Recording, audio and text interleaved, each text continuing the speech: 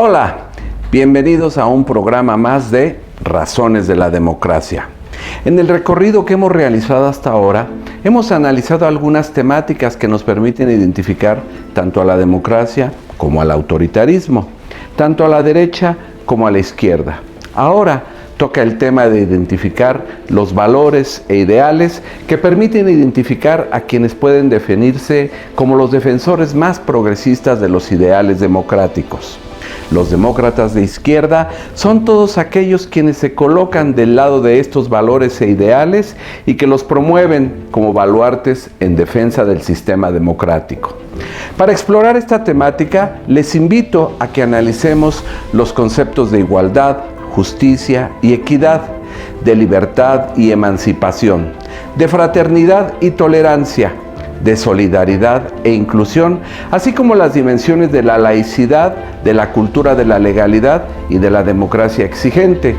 Se trata de un paquete de conceptos perfectamente compatibles con la democracia, un paquete básico, pero del que derivan las razones para defender a la democracia. Además, estos ideales siguen orientando la política progresista en diferentes lugares del planeta. Ellos constituyen una brújula para orientarnos en los tiempos actuales, que como ya hemos dicho, son tiempos de oscuridad para las democracias. La política democrática necesita de estos ideales y de estos valores políticos, sobre todo cuando observamos una pérdida de rumbo, un desconcierto generalizado y una ausencia de sentido. También cuando la política deviene solamente en cálculo electoral fundado en pragmatismos extremos. Durante mucho tiempo, la política fue considerada como la más noble de las actividades humanas y, sin embargo, hoy en día se le concibe solo como una práctica sórdida y oscura.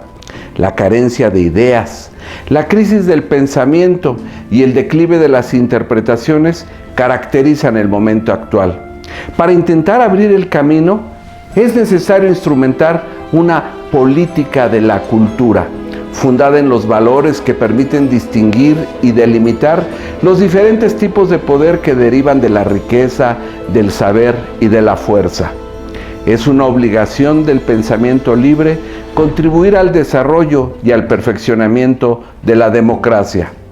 Frente a la crisis moral que afecta a nuestra clase gobernante y al sistema político en su conjunto, la cultura, los ideales y los valores políticos tienen una tarea concreta a la que no pueden renunciar y que está representada por la defensa de los espacios de libertad. La libertad es la esencia de la democracia. En primer lugar, porque se trata de definir los caminos para encontrar soluciones pacíficas a las controversias permanentes que plantea nuestra convivencia cotidiana en los terrenos de la sociedad, la política, la economía y la cultura, que hagan posible el uso público de la razón y de la tolerancia. En segundo lugar, porque frente a los enemigos de la democracia debemos mantener vivo el ejercicio del espíritu crítico como una actitud razonada, laica e ilustrada frente a una realidad compleja que reclama soluciones innovadoras y socialmente incluyentes. Y además, en tercer lugar, porque también implica definir los senderos institucionales que son necesarios para garantizar la vigencia de las libertades civiles y políticas de todos los ciudadanos. Cuando hablamos de valores e ideales, queremos decir que es necesario interpretar los tiempos que corren, ejerciendo siempre la crítica y el diálogo.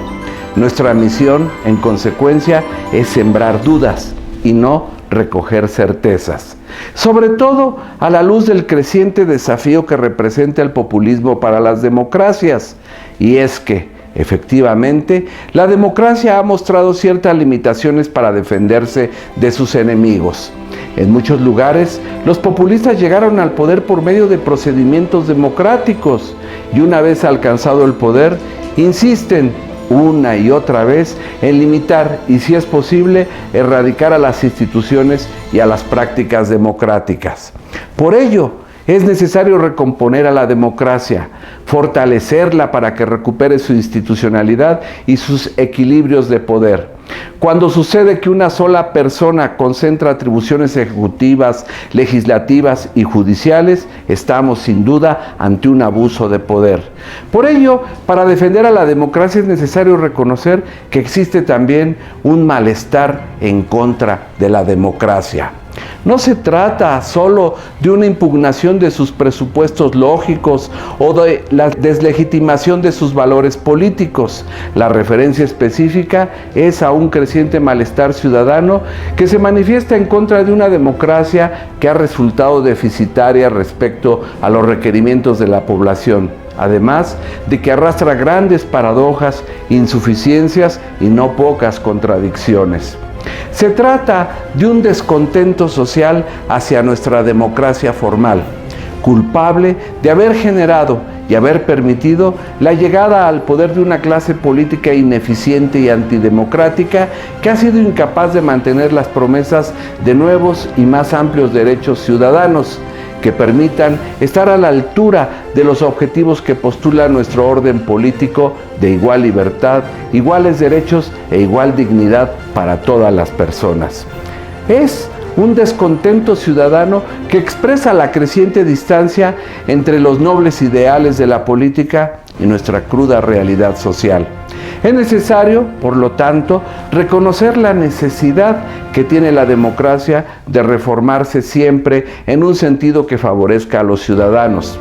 Recordemos que la democracia es considerada una forma positiva de gobierno porque representa el imperio de las leyes, la pluralidad de opiniones, el gobierno de las mayorías y además porque garantiza las libertades públicas y privadas del conjunto de la sociedad. Se trata de un agotamiento de sus potencialidades transformadoras que originó este fenómeno que ha sido denominado la crisis de las democracias. Es sobre todo una crisis de sus fundamentos éticos, representados por el problema moral de la separación entre lo que la democracia representa cotidianamente y el conjunto de ideales de justicia y libertad que la caracterizaron en sus orígenes. Resulta necesario analizar en consecuencia la problemática de los ideales políticos para responder a la demanda ciudadana de proceder a una evaluación ética de la política. Aquí reafirmamos la importancia que tienen las dimensiones deontológicas e ideales de la democracia moderna, dimensiones que además representan un discurso sobre sus fundamentos morales y sobre los valores políticos de la sociedad. Sobre los valores diremos que 1. Postulan los principios que deben guiar nuestro comportamiento. 2. Definen el significado de la buena vida como una aspiración colectiva. 3. Los valores enfatizan el relativismo para poder distinguir entre el bien y el mal. 4. Proponen una distinción entre lo que deberíamos y no deberíamos hacer. 5. Permiten, además, cuestionar el propósito y el sentido de la vida. Porque como bien sostenía la filósofa de la política Hannah Arendt sobre nuestro estar en el mundo, somos profunda y esencialmente criaturas éticas, de modo que tales cuestiones son tan antiguas como la humanidad. Lo que hace importante el discurso ético de la política es que implica un reto, no solamente para nuestra manera de pensar, sino también y sobre todo para nuestra manera de actuar. Toda la problemática que hemos planteado hoy surge de las fracturas y desencantos respecto de la democracia, pero también de sus enemigos externos e internos que buscan permanentemente reducirla, limitarla y vaciarla de contenidos. Nuestro sistema político requiere de una nueva gobernabilidad que aumente la capacidad para encontrar un equilibrio entre las expectativas de los ciudadanos y las respuestas institucionales. No podemos permitir que el malestar ciudadano se transforme en un odio hacia la democracia. Este malestar permitió el ascenso del populismo en distintos lugares. Por ello es que les propongo revisar estas categorías de la política que resultan fundamentales para defender nuestro ordenamiento democrático. Y así, en los siguientes apartados analizaremos brevemente los conceptos de igualdad, justicia y equidad, de libertad y emancipación, de fraternidad y tolerancia, de solidaridad e inclusión, así como las dimensiones de la laicidad, la cultura de la legalidad y la democracia exigente. Acompáñenme, pues, a este nuevo viaje por la historia de las doctrinas y de las instituciones políticas.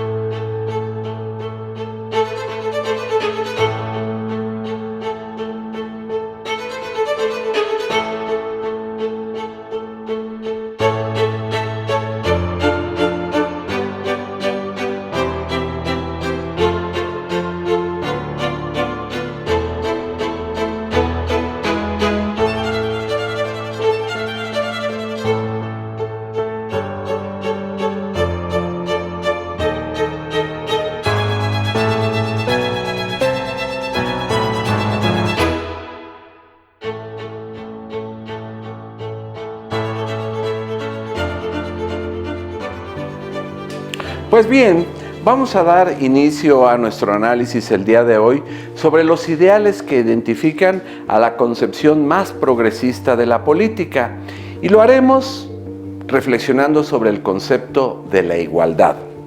La igualdad es una relación de sustitución entre dos términos, porque dos términos se dicen iguales cuando pueden ser sustituidos uno por el otro en el mismo contexto. Y técnicamente, la noción de igualdad comprende relaciones puramente formales de equivalencia. X es igual a X. Pero cuando nos referimos al lenguaje político, el concepto de igualdad tiene un significado emotivo de tipo positivo y que designa una cosa que se desea. Muchas teorías contemporáneas afirman que todos los seres humanos son esencialmente iguales y que esta igualdad debería reflejarse en las esferas de la economía, la sociedad, la política y la cultura. La igualdad es un tipo de relación formal que se lleva a cabo entre dos o más individuos de un grupo, y a diferencia del concepto de libertad, que se refiere a una cualidad que puede o no tener una persona, la igualdad es un concepto indeterminado. En la historia de las ideas y de las doctrinas políticas, la igualdad constituye un valor fundamental en el cual la mayoría de las filosofías y de las ideologías políticas de todos los tiempos se han inspirado. Incluso una de las máximas políticas clásicas que manifiesta una enorme carga de significado positivo es aquella que proclama que la igualdad es entre todas las personas, o como también se suele decir, todos los individuos son o nacen iguales. Y aunque prevalece una carga emotiva en este enunciado, el debate está en su carácter genérico, que lleva incluso a conclusiones falsas. El problema de la igualdad radica en que no está dicho que por todos se entienda a la totalidad de las personas. Recordemos, por ejemplo, que algunas teorías corporativistas e incluso el marxismo entendía por todos a un solo grupo social, en este caso al proletariado. Y así, en ninguna de sus acepciones históricamente importantes, la frase central del igualitarismo, según la cual todos son iguales, puede ser interpretada como un reclamo de que todas las personas puedan ser iguales en todo, como llegaron a sostener algunas teorías anarquistas durante el siglo XIX que postulaban la utopía de una sociedad o de una especie humana uniforme. Cuando decimos que la igualdad es una relación, estamos pensando que el sujeto X es exactamente similar a otro sujeto X. Es una relación en donde los dos componentes tienen ciertas características de equivalencia. Por el contrario, cuando hablamos de libertad, estamos hablando de un atributo. El Señor es libre, el Señor no es libre. El Señor es igual, pero ¿igual a qué? ¿Y igual en qué cosa? Por eso es importante mantener esta distinción entre libertad como atributo de una persona según el cual eres o no eres libre, y la igualdad como una relación entre dos personas o entre dos entes que tienen características muy similares entre sí y que incluso pueden ser intercambiadas. Por lo tanto, se impone la pregunta: ¿todas las personas iguales? Sí. pero iguales ¿en qué cosa? Para responder esta cuestión, no debemos olvidar que la igualdad es simplemente un tipo de relación formal que puede ser llenada con los más diversos contenidos. Decir que dos entes son iguales no significa nada si no se especifican dos problemas. El primero es de cuáles entes se trata, y para despejarlo recurrimos a la pregunta: ¿igualdad entre quiénes? ¿Igualdad entre la clase trabajadora? ¿Igualdad entre la clase dominante? ¿Igualdad entre todos? Como vemos, es una pregunta muy general que tenemos que despejar. El segundo es respecto a qué cosas son iguales dichos entes, lo que plantea a su vez una nueva pregunta. En este caso, ¿igualdad en qué cosa? ¿Igualdad en la riqueza? ¿Igualdad en el poder? ¿Igualdad en la sabiduría? Como quiera que se le considere, la igualdad es un valor para el individuo en cuanto ente genérico. Un sistema moral o jurídico es igualitario si todos los beneficios o cargas deben distribuirse de manera igual entre todos, porque como sostenía el gran filósofo griego Aristóteles, la igualdad consiste, nos decía, en ser tratados de una manera idéntica en el número y la cantidad de las cosas que se reciben. O como también afirmaba el filósofo John Stuart Mill, quien consideraba que la igualdad significaba que todos cuentan para uno y que ninguno cuenta para más de uno. Por lo tanto, el único nexo social y políticamente relevante entre igualdad y libertad se localiza allí donde los miembros de un determinado grupo social son considerados igualmente libres o iguales en la libertad. Por lo tanto, la igualdad y la libertad son términos conceptuales muy diversos y en ciertos aspectos totalmente antitéticos entre sí. Se dice frecuentemente que la igualdad y la libertad son dos valores antitéticos, que se trata del agua y el aceite, que no se pueden mezclar. La igualdad, como ya vimos, es una relación y un intento de homologación que busca que todas las personas compartan las mismas necesidades y encuentren los mismos atributos de satisfacción. Por su parte, la libertad es un atributo de la persona. Se puede ser libre o se puede ser esclavo, se puede ser emancipado o se puede ser no libre. La igualdad, cuando predomina en la sociedad, reduce los márgenes de libertad, así como estos sistemas políticos en donde la bandera del igualitarismo ha sido lo más importante que ha movido a multitudes y a enormes conglomerados humanos buscando el ideal de la igualdad humana.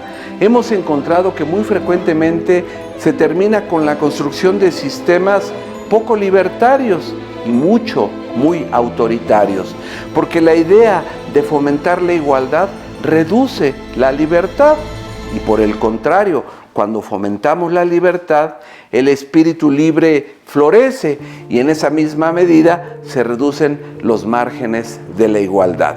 Así que lo que conviene desde una perspectiva democrática es encontrar una fórmula que permita garantizar la mayor igualdad posible con la mayor libertad necesaria. Y esto es el reto que tienen las sociedades democráticas en nuestro tiempo. ¿Cómo conciliar la diversidad social con la urgente e irrenunciable necesidad de una libertad pública y privada que vaya más allá de los estrechos márgenes en que ésta se ha colocado? Igualdad y libertad son términos conceptuales muy diversos y en ciertos aspectos totalmente antitéticos entre sí. No ocurre, sin embargo, así con el valor de la igualdad, que asemeja mucho al concepto de justicia. Incluso muchos consideran que la igualdad no es otra cosa que un reclamo de justicia. La igualdad es una relación. Ya dijimos, X es igual a X. Y lo que le da valor y la hace ser un fin humanamente deseable es que sea una relación justa. Con justo aquí se entiende un orden por establecer o por restablecer que se desarrolla armónicamente. Y para comprender mejor esto, Analicemos el tema de la justicia.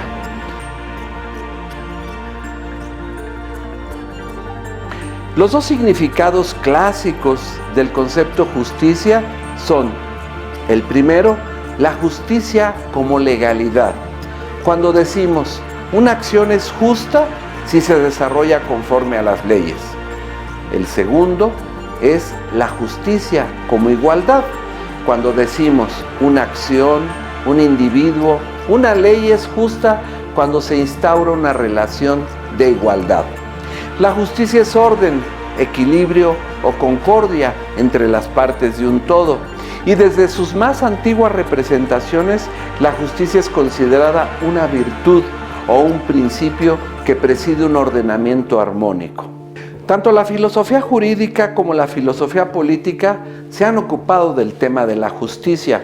En ambas perspectivas, el horizonte último de la reflexión es la conjunción de la justicia con la igualdad, la libertad y el desarrollo moral de las personas.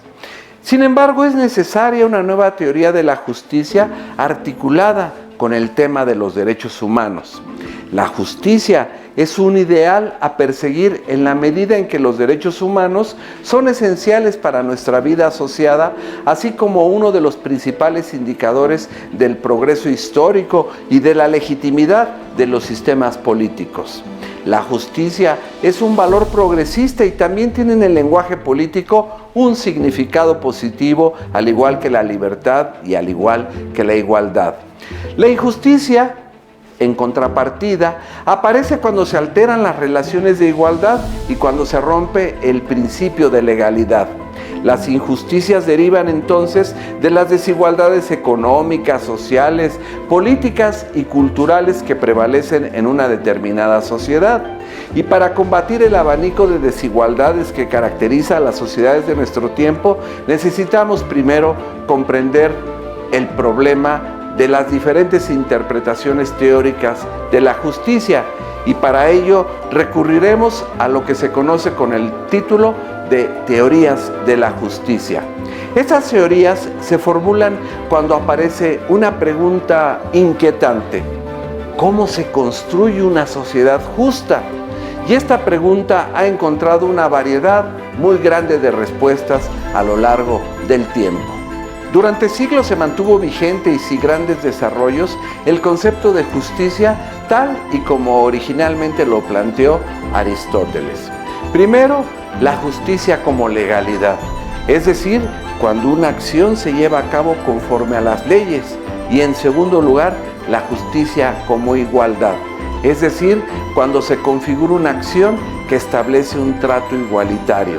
Con estas definiciones, el filósofo griego distinguía entre las formas de la justicia, que pueden ser conmutativas o distributivas. La justicia conmutativa está representada por aquella vieja frase del ojo por ojo, y esto es dar a cada quien lo que se merece. Mientras que la justicia distributiva está representada por la idea de la solidaridad con los otros, dar a cada quien según sus necesidades. Estas dos concepciones de la justicia conmutativa y la justicia distributiva, representan dos maneras de entender el problema de la igualdad. Para aquellos que postulan la justicia conmutativa, se está pensando en una lógica del diente por diente y del ojo por ojo. Si tú hiciste un daño, el castigo que tendrás que obtener, si queremos ser justos, es equivalente al daño ocasionado.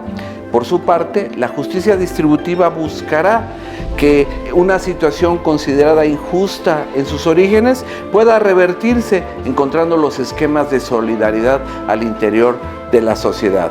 Sería distribuir los bienes públicos para ayudar a los que se encuentran en una situación de desventaja. Así quedó asentado durante muchos siglos. La mayor parte de los autores clásicos no dedicaron mucha atención al concepto de justicia. Sin embargo, la situación cambió con la publicación en el año de 1971 de la importantísima obra Teoría de la Justicia del filósofo de la Universidad de Harvard, John Rawls, quien planteó la justicia como equidad.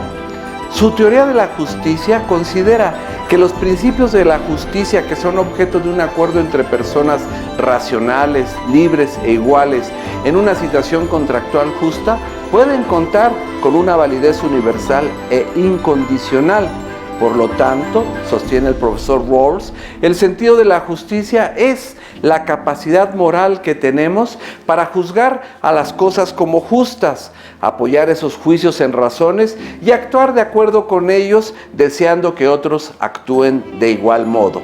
Es necesaria una renovada teoría de la justicia, sobre todo en la era de la globalización de las desigualdades que observamos hoy en día y que se han vuelto aún más manifiestas a escala planetaria, lo que hace imprescindible plantear una pregunta. ¿Cuál es la concepción de justicia social que resulta más adecuada para impulsar la democracia en las nuevas condiciones de la mundialización? Y a esta pregunta, el filósofo John Rawls contesta proponiendo su famosa teoría de los bienes primarios, que estarían representados por los derechos, las libertades y las oportunidades.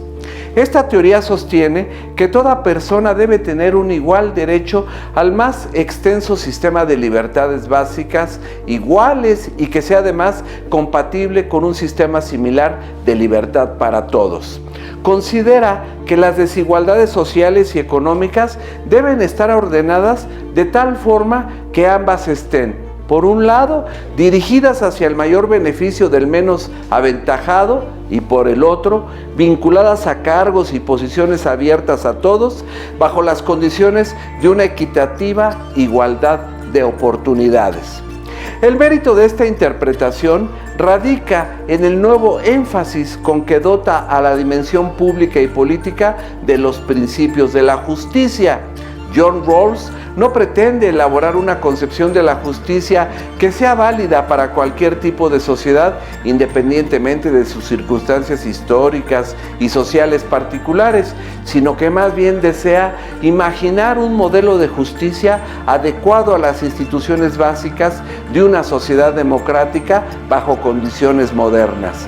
Y para analizar esta temática pasaremos ahora a analizar la relación entre la libertad y la justicia. A menudo se piensa que existe un conflicto irresoluble entre la libertad y la justicia, de manera tal que ambos valores serían incompatibles en la práctica. Incluso se dice que la casi totalidad de los problemas de ética social actualmente se reducen a un enfrentamiento entre ambas aspiraciones. Pero ello no es así. El ideal revolucionario a favor de la libertad, la igualdad y la fraternidad, que hasta ahora ha sido una bella declaración de intenciones, sigue vigente, aunque como dice el gran filósofo alemán Jürgen Habermas, todavía es un proyecto inconcluso. Aquí el problema a resolver es cómo organizamos coherentemente en la teoría y en la práctica tanto las iniciativas de justicia social como las de construcción de una plena democracia política. Y esto quiere decir que para que una sociedad democrática funcione adecuadamente, la justicia debe construirse a partir de los siguientes ejes: igualdad, equivalencia, que proyecta la idea de la semejanza; igualdad, autonomía, que proyecta la imagen de la independencia; e igualdad, participación, que proyecta la imagen de la ciudadanía. Por lo tanto, en una sociedad democrática, tanto la igualdad como la legalidad son condiciones necesarias para actuar con justicia. La justicia es el bien supremo del todo y el bien social por excelencia.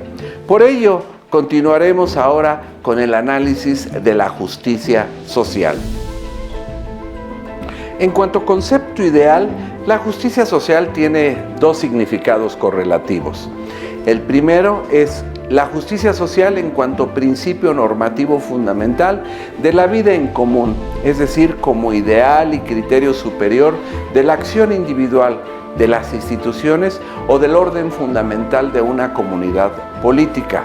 El segundo concibe la justicia social en cuanto a actitud moral, que a diferencia de la amistad, el amor o la benevolencia, no se basa en una simple inclinación de lo que es debido al otro. En el primer significado, la justicia social se relaciona con el ámbito del derecho, la legislación y la jurisprudencia, así como con el Estado en cuanto a autoridad legítima. Aparece como una idea normativa del derecho y del mismo Estado.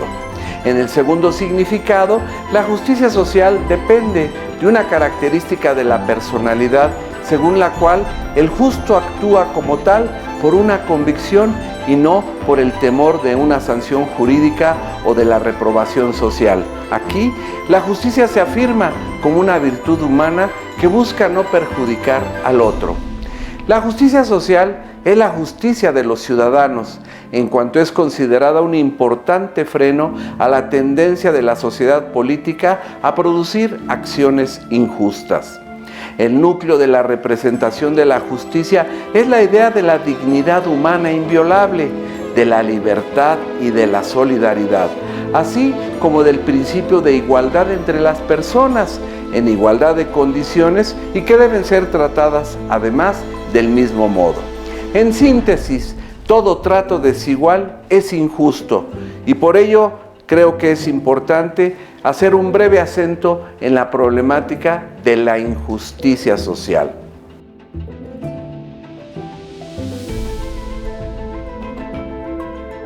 Para combatir la desigualdad social se requiere de un nuevo pacto de solidaridad que implique la inclusión al desarrollo humano para los grupos que son minoritarios o que se encuentran excluidos. La exclusión del mercado muchas veces ocurre por prejuicios o discriminaciones de todo tipo que impidan que exista una real igualdad de oportunidades. La exclusión social, además, produce fenómenos de racismo, intolerancia, crea jerarquías y diferenciaciones al tiempo que genera movimientos colectivos y conflicto. Además, no es posible concebir una transición democrática sin justicia social y a su vez no es posible impulsar procesos de expansión de la justicia social sin reconocer la preeminencia del interés público sobre el interés privado que son garantizados por una democracia. En el mundo actual aumentan peligrosamente las desigualdades y no solo la cantidad de pobres, sino también, y ojo, esto es muy importante, la calidad de la pobreza. Existen procesos simultáneos de globalización que hacen posible hablar más bien de globalizaciones en plural. La mundialización de los poderes comunicacionales, la internacionalización de las economías y el imperio del mercado van acompañados también de otros procesos de expansión que es necesario percibir y principalmente una globalización de la desigualdad social. Esta intersección de los procesos plantea la necesidad de discutir sobre la justicia social y su relación con los derechos humanos y la ciudadanía. Por ello, democracia, derechos colectivos, exigibilidad y solidaridad constituyen conceptos claves para promover la justicia social.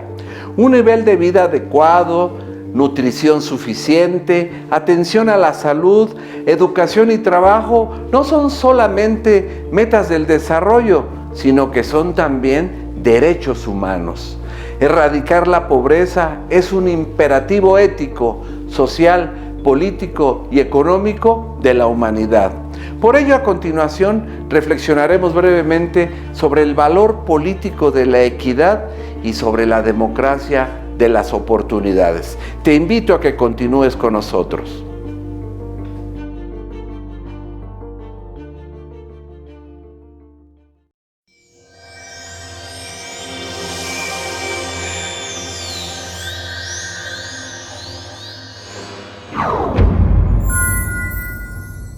Una acción es justa si se realiza conforme a las leyes. Aristóteles. Cada ciudadano goza de cierta libertad que es aquella parte del derecho natural que es otorgada a los ciudadanos en cuanto no está limitada por las leyes civiles. Thomas Hobbes. La primera igualdad es la equidad. Víctor Hugo. La libertad de los individuos bajo un gobierno consiste en la libertad de seguir la propia voluntad en todo aquello en lo cual la norma no tiene precedentes. John Locke. El individuo es libre en el momento en que desea hacerlo. Voltaire. La igualdad tal vez sea un derecho, pero no hay poder humano que alcance jamás a convertirla en un hecho. Honoré de Balzac. La libertad es el derecho de hacer todo aquello que las leyes permiten. Montesquieu.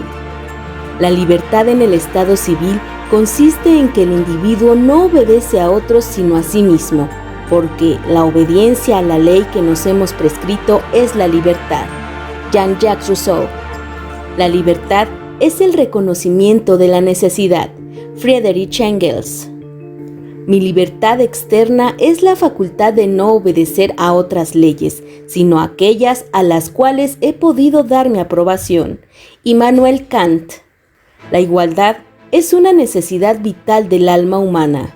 Simone Weil. La libertad política se realiza solamente en el Estado a través de la manifestación de su voluntad general, que es la ley. Hegel.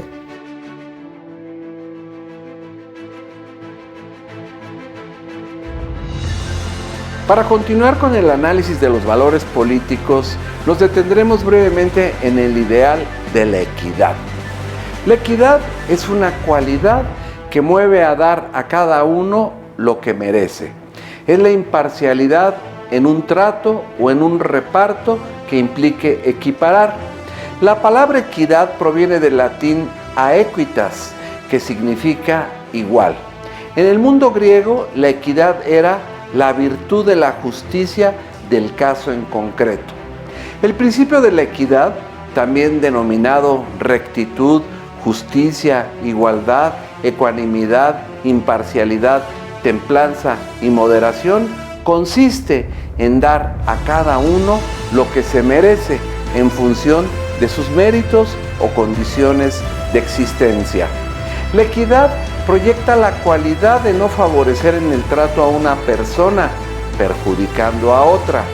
La equidad es un valor que implica justicia e igualdad de oportunidades entre hombres y mujeres, respetando la pluralidad existente en la sociedad. La equidad es una construcción jurídica y cultural que permite modificar las conductas para lograr equilibrios sociales. Por lo tanto, la equidad puede ser considerada una relación de justicia. La equidad representa un bien para la comunidad cuando se establecen claros criterios de justicia entre los diferentes grupos. Los criterios de justicia deben establecer en qué cosa dos entes deben ser tratados como iguales para crear una igualdad justa, que es en lo que consiste la equidad. La importancia de la equidad radica en que es el valor supremo de una convivencia pacífica, ordenada y civil, es decir, de una convivencia democrática. El concepto, el ideal y el valor de la equidad necesitan de la presencia del pluralismo como garantía de la multiplicidad de puntos de vista que existen en un mismo ámbito. El pluralismo es lo contrario del monismo y de todas aquellas doctrinas que exaltan una sola visión del mundo.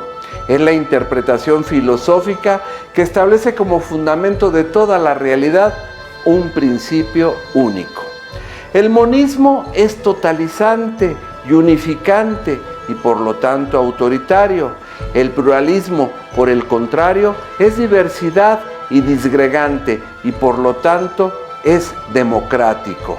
El pluralismo es una concepción filosófica que considera que el universo está integrado por una pluralidad de entes que no pueden ser reducidos a un único principio.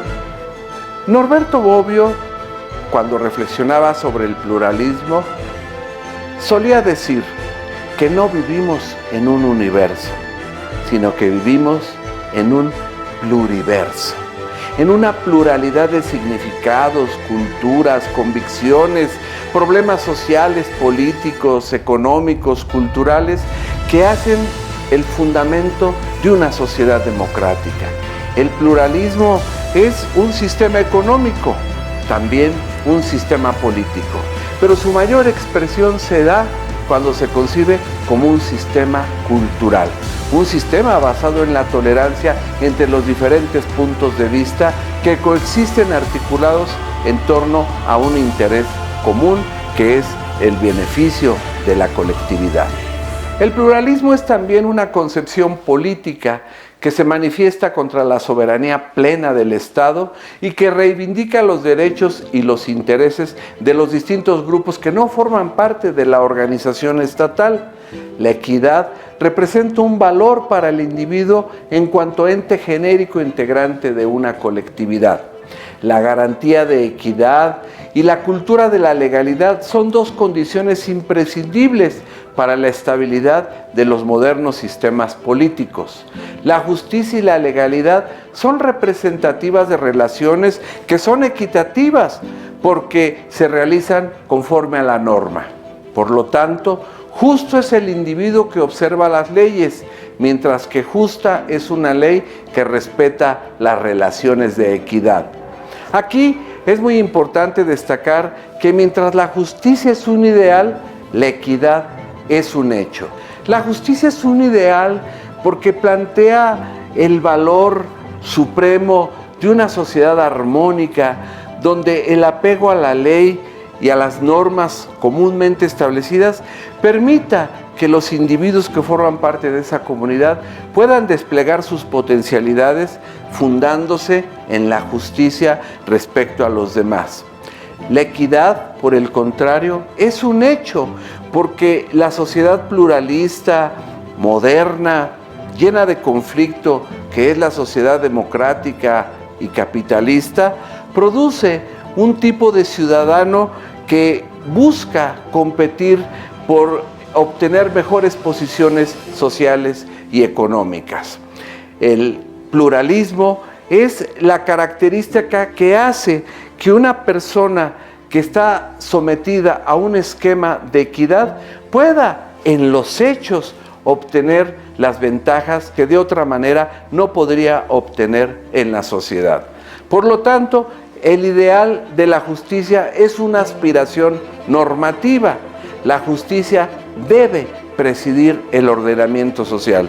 La equidad es una cuestión cuantitativa y de hecho, porque la democracia no importa los diferentes puntos de partida que todas las personas tienen, busca siempre construir las condiciones institucionales y sociales para que las personas tengan los mismos puntos de llegada.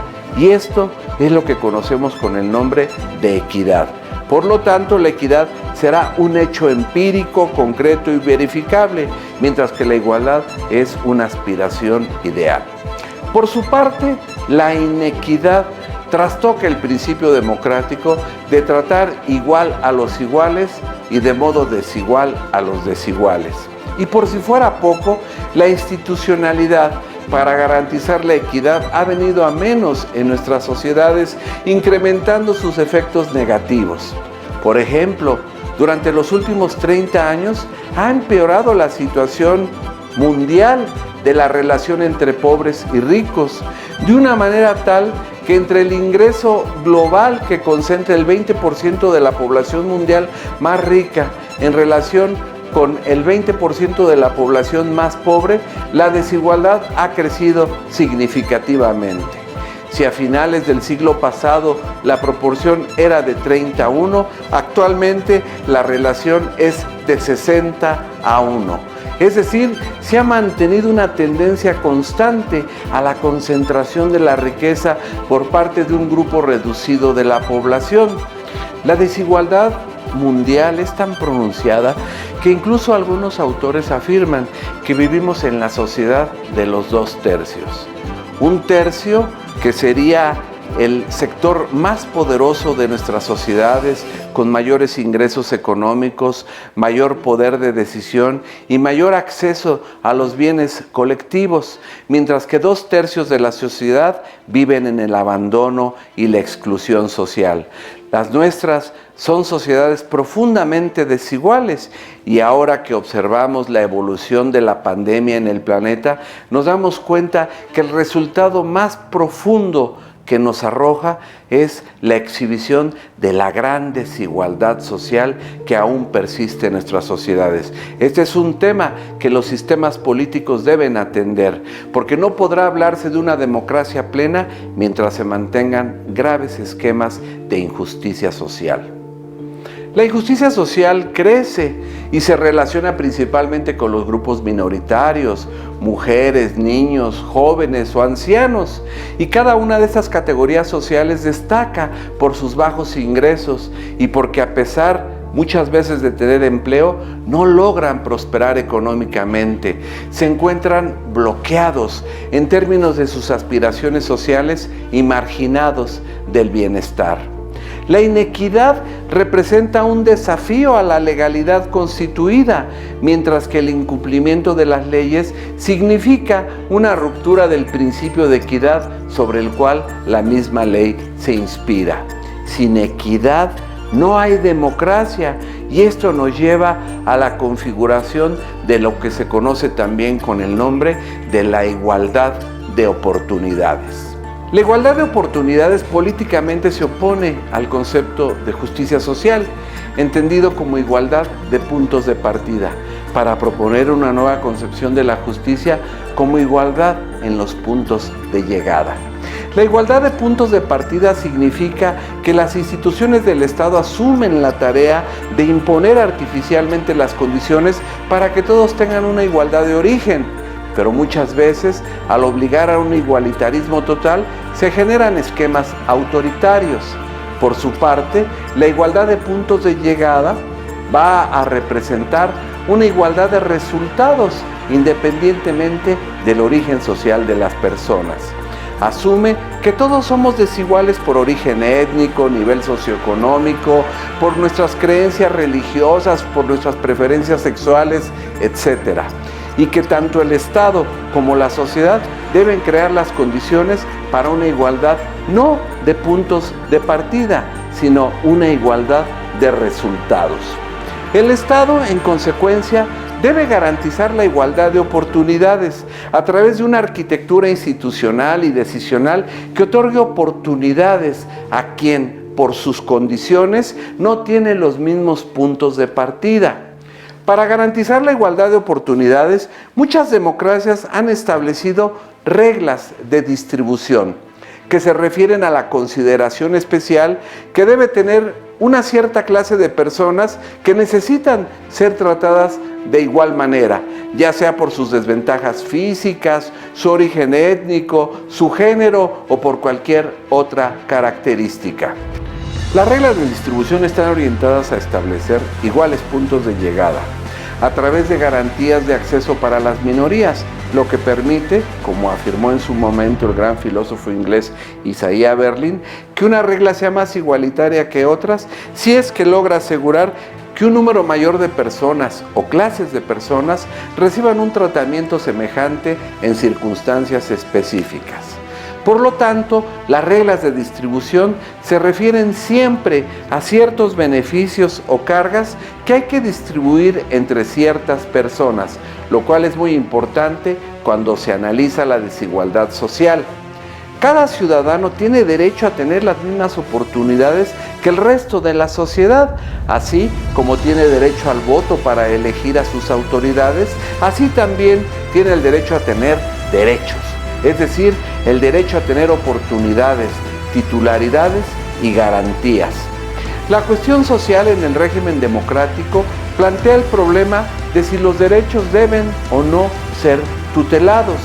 De un lado se colocan quienes consideran que los derechos sociales, el derecho a la educación, la salud, el trabajo o la vivienda digna, son derechos adquiridos y por lo tanto irrenunciables. Mientras que, por otro lado, encontramos también a quienes niegan el valor absoluto de tales derechos. Es la famosa distinción entre derechos y necesidades sociales. Las políticas sociales son una obligación del Estado en las sociedades modernas y por lo tanto también deben ser tuteladas por el derecho. Aceptar que no existen los derechos sociales, sino solamente las necesidades, querría decir regresar a la caridad y a la imagen de los pobres en las escalinatas de las iglesias pidiendo limosna. No podemos dejar de lado una historia secular de batallas por la igualdad. Las dificultades para la democracia son enormes, pero sabemos a qué cosa no podemos renunciar. Y no podemos renunciar a la idea de que se deban hacer menos desiguales personas que nacieron desiguales. Los derechos son contemporáneamente legales y morales. Legales en el sentido de que los garantiza la ley, y morales en la perspectiva de que representan derechos con una validez universal. Una posición histórica en el pensamiento político ha visto como antagonistas a quienes pugnan por una mayor igualdad, los famosos igualitaristas, y a quienes, asumiendo como inmutable la desigualdad natural entre las personas, defienden esta desigualdad, que serían los anti-igualitaristas. En todo caso, el problema de la igualdad democrática aún representa un problema sin solución definitiva en nuestras sociedades contemporáneas. Y para comprender de mejor manera el peso de los ideales y de los valores en la política, procedamos a analizar ahora los problemas asociados a la libertad y a la emancipación. Y por ello, te invito a que continúes con nosotros.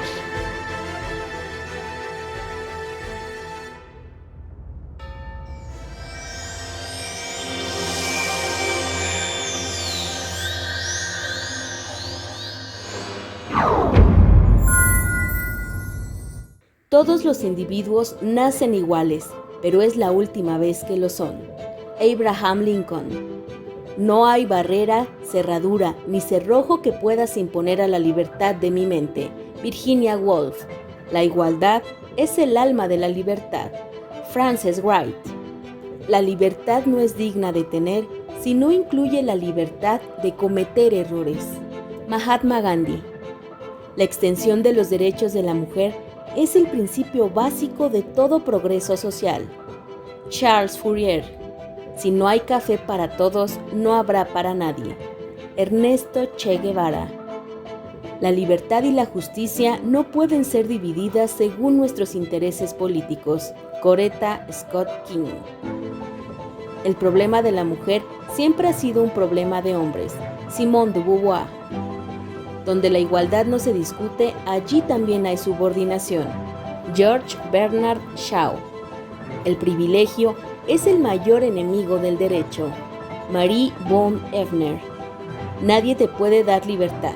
Nadie te puede dar igualdad o justicia ni nada. Si eres un hombre, la tomas. Malcolm X.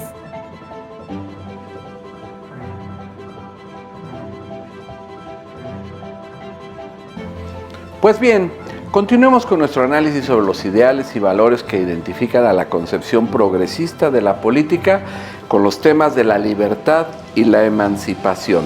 Iniciemos con la libertad. Es difícil encontrar un término con tantos y tan diversos significados, una palabra tan defendida y ofendida, amada y despreciada, tan creativa y destructiva, acusada y perseguida como la palabra libertad. Intuitivamente decimos que un sujeto es libre si tiene capacidad de autodeterminación, de querer un objeto, de seleccionar una conducta y al mismo tiempo si tiene la oportunidad de realizar su propia selección, si no es impedido en su comportamiento o si no es constreñido a tener un comportamiento diferente.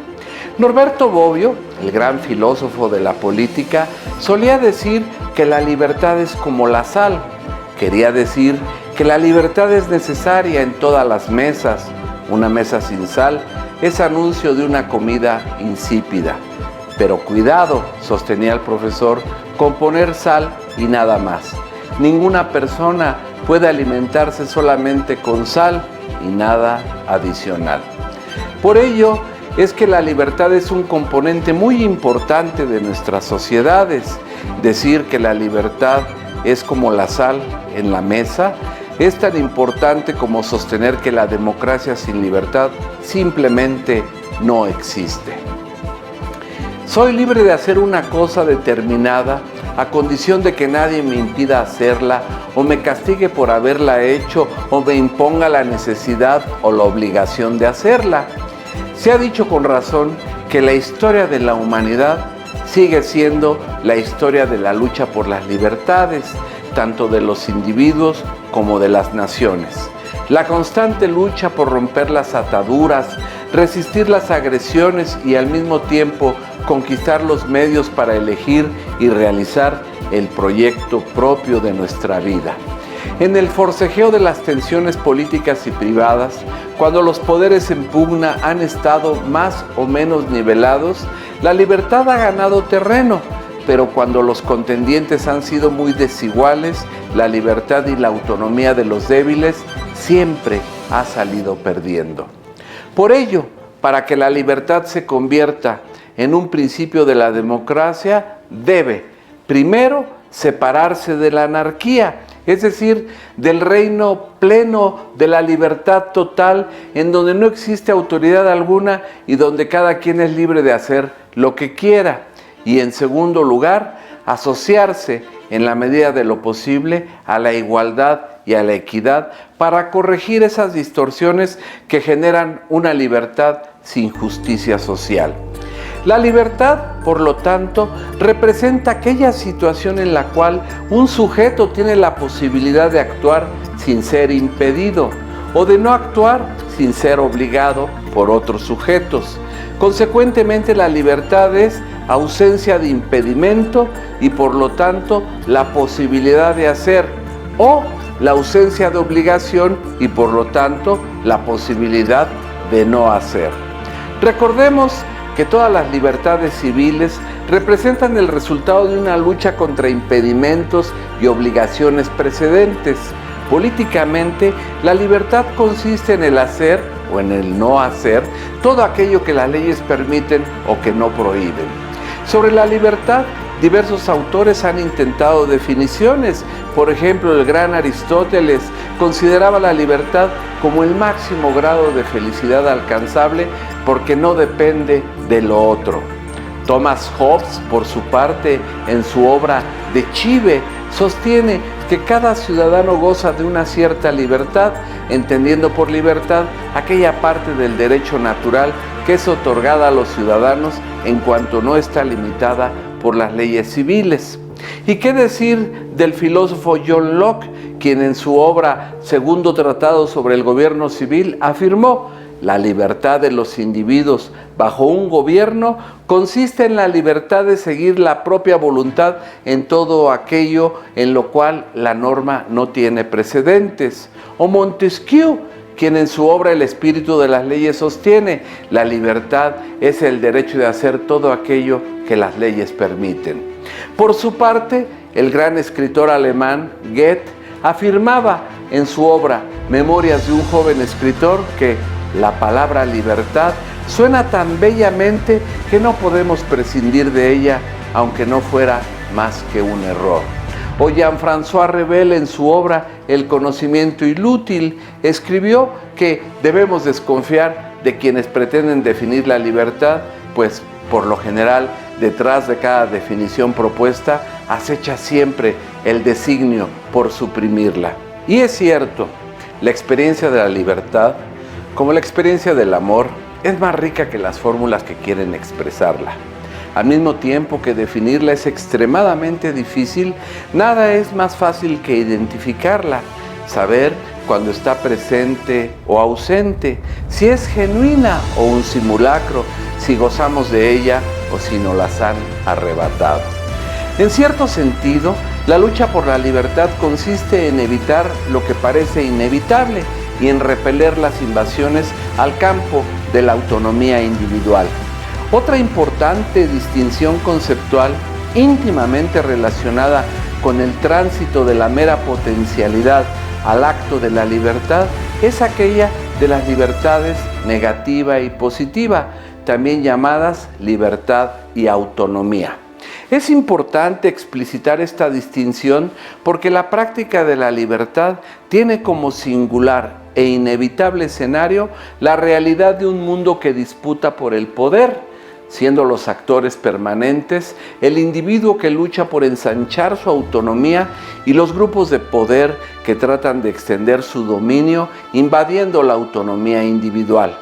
De esta manera, existen dos tipos de libertades: la libertad negativa, como ausencia de impedimento y obligación, representa una calificación de la acción que no está obstaculizada y de la idea de que puede cumplirse. Es una acción no impedida o no obligada. Por su parte, la libertad positiva es la capacidad de moverse hacia un objetivo con autonomía. Proyecta la calificación de la voluntad y de la idea de que mi voluntad es libre, es decir, que no está determinada por la voluntad de otros. La libertad positiva representa una situación en la que un sujeto tiene la posibilidad de orientar su voluntad hacia un objetivo y de tomar decisiones sin obstáculos de ningún tipo. Que la voluntad sea libre quiere decir que se determina por sí misma y que es autónoma. Pero que una voluntad sea autónoma no implica que una acción sea libre, es decir, no impedida o no obligada. Por ejemplo, si escogí libremente la religión que profeso, pero no soy libre de practicarla porque vivo en un estado confesional. La libertad positiva es una libertad como autodeterminación o libertad como autonomía. Hemos dicho que la libertad se expresa en dos planos, como libertad positiva y como libertad negativa. La libertad negativa es la libertad del individuo, la libertad privada, esos derechos que tienes como persona en el espacio de tu intimidad, comportarte como mejor te parezca. La libertad negativa, entonces, es la garantía de las libertades privadas del individuo. Por su parte, la libertad positiva es la libertad pública, esa libertad que todos compartimos como integrantes de una comunidad política que nos permite además participar en la selección de nuestros gobernantes. Entonces, la libertad negativa tutelará esas prerrogativas del individuo que pertenecen a su ámbito privado, mientras que la libertad pública, la libertad colectiva, será la libertad positiva, ese paquete de libertades que identifican al individuo en su dimensión más rica y más plena, que es la dimensión del ser un ciudadano que entra en relación con otras personas en una comunidad política. Y aquí aparecen otros autores como Jean-Jacques Rousseau, quien en su obra El contrato social considera que la libertad consiste en el hecho de que el individuo, como parte del yo común, no obedece a otros, sino a sí mismo. Es decir, es autónomo en el sentido que se da la ley y de que no obedece a otras leyes porque la obediencia a la ley que nos hemos prescrito es la libertad. También considera que la libertad es connatural al individuo, no como un mero agregado o como una adquisición. Y ese es su punto de partida en el contrato social. Nos dice, el hombre nace libre y pronto es encadenado. ¿Y qué decir de Immanuel Kant, quien en su obra Por la paz perpetua afirmaba: es mejor definir mi libertad externa, es decir, jurídica, como la facultad de no obedecer a otras leyes, sino aquellas a las cuales he podido dar mi aprobación? Concepción que se articula con aquella que nos presenta Guillermo Federico Hegel en sus lecciones sobre la filosofía de la historia, cuando afirma: la libertad política se realiza solamente en el Estado a través de la manifestación de la voluntad nacional, que es la ley. La de Hegel, conviene recordarlo, sigue siendo la más poderosa celebración de la libertad como autonomía. Pero también tenemos el punto de vista de Karl Marx, quien en su extensa obra identifica a la libertad como el posible ingreso al reino de la libertad, solo cuando haya sido superado el mundo de la necesidad. Y por eso también dirá que la historia de la humanidad es la historia de la lucha de clases, es decir, la lucha por la libertad de los oprimidos en contra de la necesidad que ha sido impuesta. Pocos filósofos, sin embargo, como Martin Heidegger, han expresado con tanto rigor y vigor el carácter de la libertad como una responsabilidad que angustia, porque significa, sostiene el filósofo, la responsabilidad de serse, de darse el ser, la peculiar existencia que constituye la esencia a través de sus elecciones, la angustia que hace patente el poder ser, es decir, el ser libre para la libertad de elegirse y empuñarse a sí mismo. Por su parte, León Tolstoy afirma que toda acción humana se nos presenta como una combinación de libertad e inevitabilidad. Describe así la continua lucha de poderes. Cuando la libertad se fortalece y avanza, la inevitabilidad retrocede y se debilita. Esta sería la marcha de la libertad. La relación opuesta es la avanzada de la dominación, del sometimiento y de la necesidad sobre la libertad. Además, el resultado de esta lucha frenética divide a los hombres y naciones en libres y esclavos. Si bien es posible percibir la construcción conceptual de la libertad a pesar de las más variadas interpretaciones ideológicas o legítimas distinciones, el gran problema comienza cuando la libertad pasa del concepto a la acción, a la vida, cuando se trata de la libertad positiva, de la autonomía, del poder de realización y no solo de la ausencia de coacción o impedimento. En la esfera política, decir una sociedad o un Estado son libres y democráticos quiere decir que estamos ante una sociedad o un Estado donde la libertad negativa de los individuos se acompaña de la libertad positiva de los grupos. La libertad negativa de la sociedad está representada también por las libertades civiles, mientras que la libertad positiva de la colectividad está representada por las libertades políticas. Las libertades civiles son las libertades respecto del Estado. Las libertades civiles, que son el prototipo de las libertades negativas, son las libertades individuales, que representan la libertad en su esfera privada de aspiraciones e intereses. Si la libertad negativa es la libertad del individuo, la libertad positiva se presenta como la libertad de la colectividad. Por lo tanto, la libertad como autodeterminación se refiere a una voluntad colectiva. Aquí el problema no es la autodeterminación del individuo en lo particular, sino la autodeterminación del cuerpo social del cual el individuo forma parte. La libertad como autodeterminación es una libertad respecto del Estado por parte del ciudadano que integra la colectividad. En consecuencia, es la libertad de participar en el poder político de los estados modernos. Es una libertad que está representada por las garantías concedidas por las instituciones a los individuos.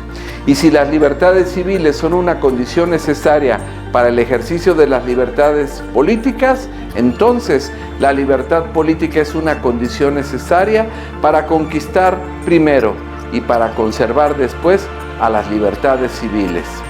La historia de la libertad procede en paralelo con la historia de las privaciones de la libertad. No ha existido desde el inicio de los tiempos un reino de la libertad total, como suponían los teóricos del estado de naturaleza, de la misma forma en que no existirá un reino de la libertad total al final de los tiempos, como preconizan los utopistas sociales. De la misma manera, no existe una libertad perdida para siempre y tampoco una libertad conquistada para siempre. La historia de la humanidad es un entramado de libertad y opresión, de nuevas libertades y de nuevas opresiones. Y aquí es donde cobra sentido la idea de la emancipación.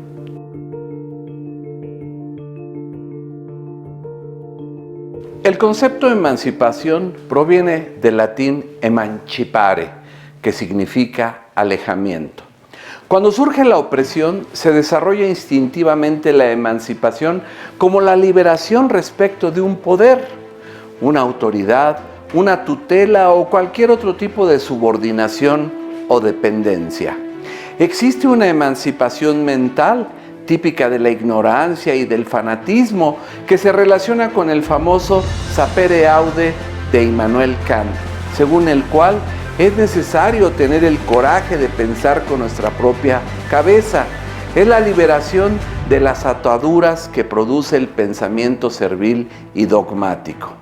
Pero también existe una emancipación en cuanto a adopción de capacidad jurídica que permite la liberación respecto de una sujeción, de un ligamen o de un vínculo material o moral. La emancipación se refiere a toda aquella acción que permite a una persona o a un grupo de personas acceder a un estado de autonomía por cese de la sujeción a alguna autoridad o potestad, como por ejemplo la emancipación femenina o la emancipación de las colonias cuando acceden a su independencia. La emancipación es en sí misma un acto de liberación. Es la capacidad del ser humano de poder actuar de acuerdo a decisiones propias y de manera independiente. La emancipación es la historia de la lucha por la liberación de la patria potestad, de la servidumbre o de cualquier otra sujeción, sobre todo de aquellas impuestas por el Estado, porque el Estado, para decirlo en palabras de Max Weber, es un instituto político de actividad continua en la medida que su cuadro administrativo mantenga con éxito la pretensión del monopolio legítimo de la coacción física para el mantenimiento del orden vigente.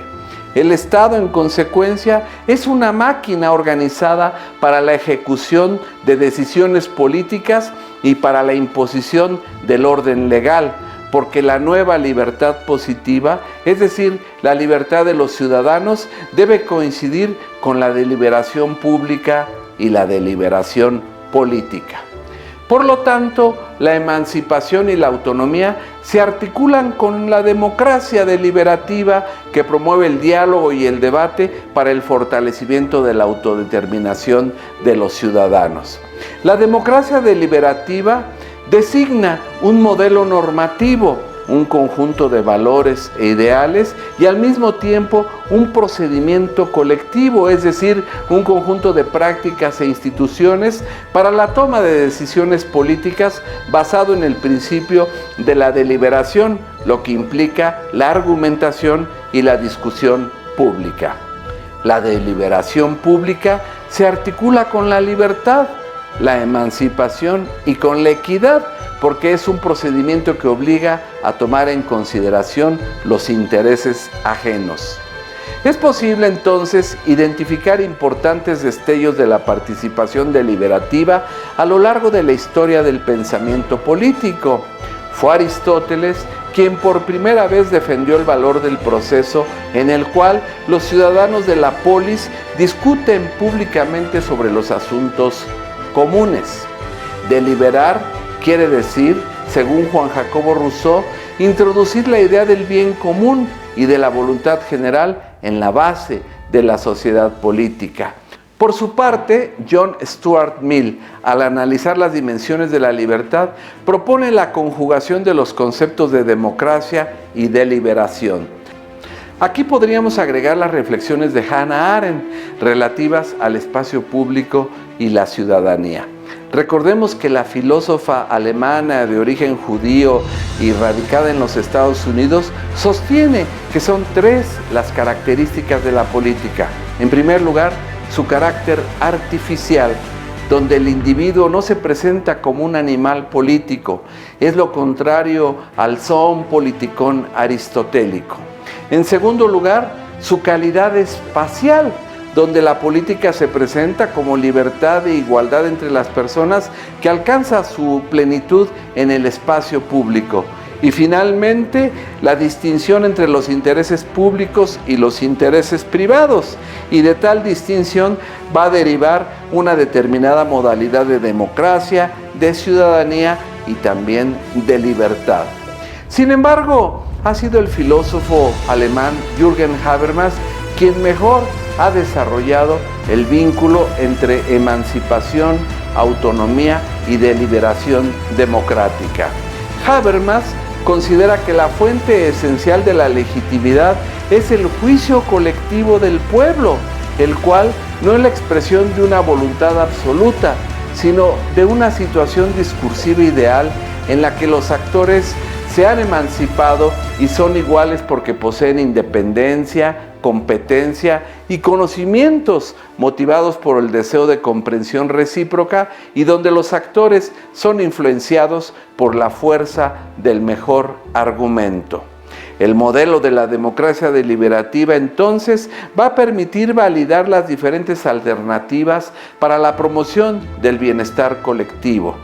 Debatir implica el uso público de la razón e incorpora los principios de inclusión, participación, libertad, igualdad, diálogo y tolerancia. Hemos dicho que los tres valores fundamentales del proyecto político de la modernidad son la igualdad, la libertad y la fraternidad o tolerancia.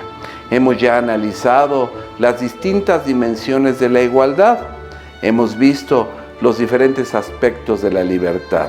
En los siguientes segmentos analizaremos más en detalle estos fenómenos y los vincularemos con el tercer aspecto del tríptico de la modernidad, que es la tolerancia democrática.